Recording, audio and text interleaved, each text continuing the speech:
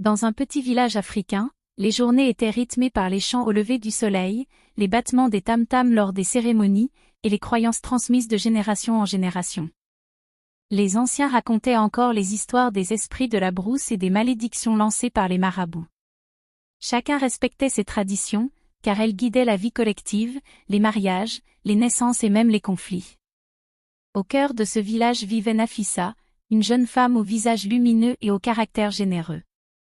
Elle était connue pour sa patience, sa fidélité et sa manière d'apaiser les tensions entre voisins. Elle avait épousé Souleymane, un homme ambitieux et travailleur. Leur vie, bien que modeste, était heureuse. Ils partageaient les récoltes, riaient ensemble autour du feu et rêvaient d'un avenir plus prospère. Mais Souleymane, poussé par le désir d'améliorer leur sort, quitta un jour le village pour tenter sa chance en ville. Il promit à Nafissa de revenir avec des moyens pour changer leur vie.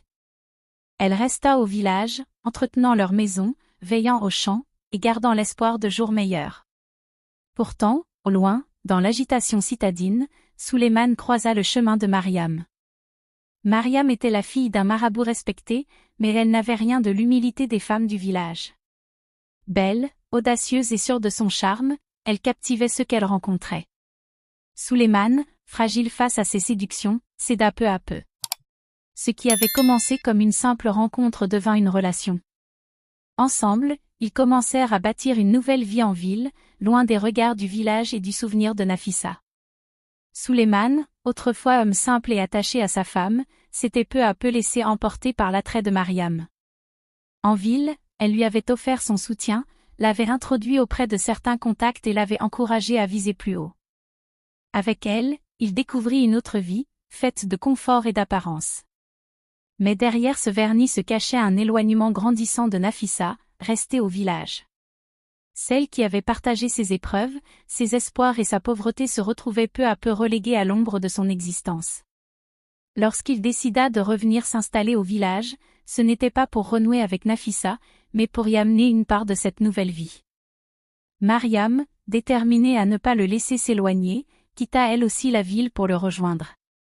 Leur arrivée fit sensation. On murmurait sur la place que Souleymane avait changé, que ses habits élégants et son allure assurée ne lui ressemblaient plus. Nafissa observait tout cela, le cœur serré, tentant de se convaincre que le retour de son mari signifiait la renaissance de leur foyer. Mais la réalité se dessinait autrement.